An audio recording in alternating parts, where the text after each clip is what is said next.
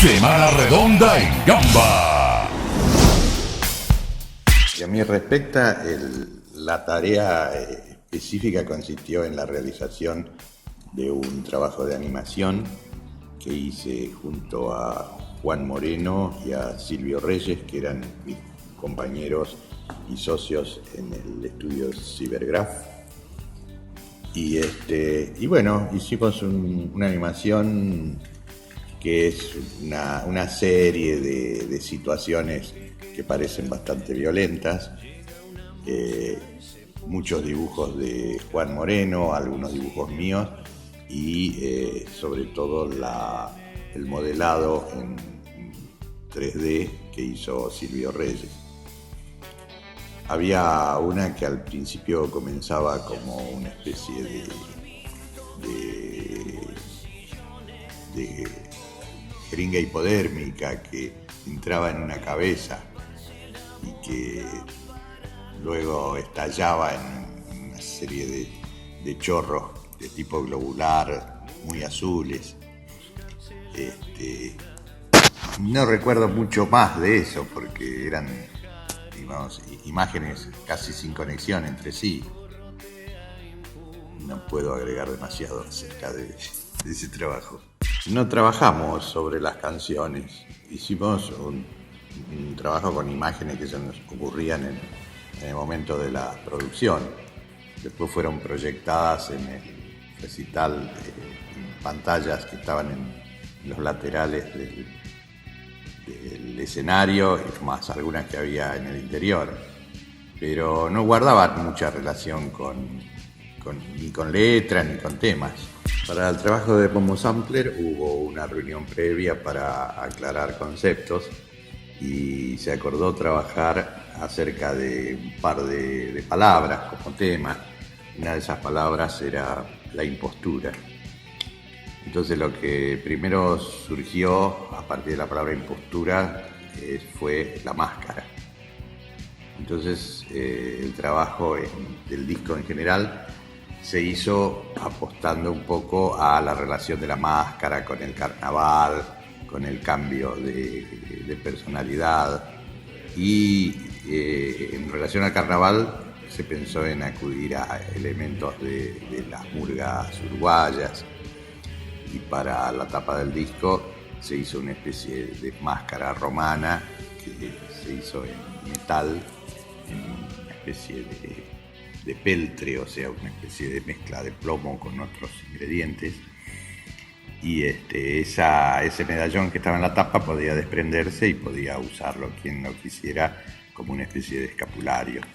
Octubre, el segundo disco de Los Redondos, tenía como concepto general ser una especie de homenaje a todas las revoluciones que históricamente habían sucedido en el mundo cuando los oprimidos se rebelaban contra sus opresores. De entrada nomás surgió inmediatamente la idea de darle un aire soviético a toda la gráfica y la condición era que fueran pocos colores y formas bastante rotundas por el hecho que la tapa se iba a imprimir en forma artesanal, o sea, se iba a usar como sistema la serigrafía. Entonces tenían que haber pocos colores y las formas no tenían que ser demasiado complejas. Eso ya de entrada nos dio, digamos, la oportunidad de practicar ese tipo de imagen como si fueran afiches así de Revolución Rusa o de anarquistas españoles o incluso también de anarquistas y luchadores sociales del principio del siglo acá mismo en la Argentina. Entonces, bueno, hice una especie de cóctel con esas imágenes y para darle un aire más soviético a la tapa decidí invertir unas letras del nombre.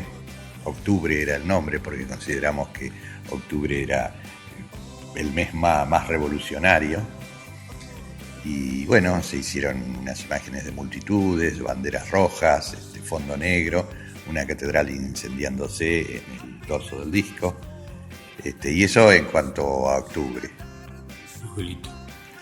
En cuanto a Luzbelito, bueno, el concepto general era un poco una historia reiterativa, es como una especie de obra teatral griega, ¿no es cierto?, donde siempre se va por un determinado trayecto y termina en tragedia. La idea era recrear una historia de alguien que surge del bajo fondo, tiene un ascenso social muy grande y luego una estrepitosa caída. De inspiración teníamos un poco la vida de Escobar Gaviria, el célebre narcotraficante. Entonces las imágenes giraron alrededor de ese ascenso y caída. Se me dio oportunidad de trabajar acerca de conceptos sobre el bien y el mal, como por ejemplo que el mal no era tan absolutamente malo ni que el bien era tan absolutamente bueno, y además pude recrear en ilustraciones temas bíblicos como la caída de los ángeles. Me dio ideas para hacer imágenes del demonio, del ángel rebelde, y bueno, toda esa mezcolanza dio lugar a Luzbelito, que en su tapa presentaba la imagen de una pequeña escultura que había hecho, y que se me ocurrió ponerle una vela en la cabeza para jugar con la palabra luz, vela. La saga de Patricio Rey y sus redonditos de ricota fue para mí una creación colectiva de mucho más gente que lo que el común de las personas conoce. Hubo un gran grupo en La Plata que empezó a dedicarse a hacer hechos culturales como resistencia en una época muy oscura de la Argentina, en la época del proceso militar que comenzó en 1976. Obviamente que me he sentido parte de ese gran grupo, no por supuesto de la banda. La banda para mí es una especie de consecuencia lógica de ese grupo de gente que hizo un colectivo artístico.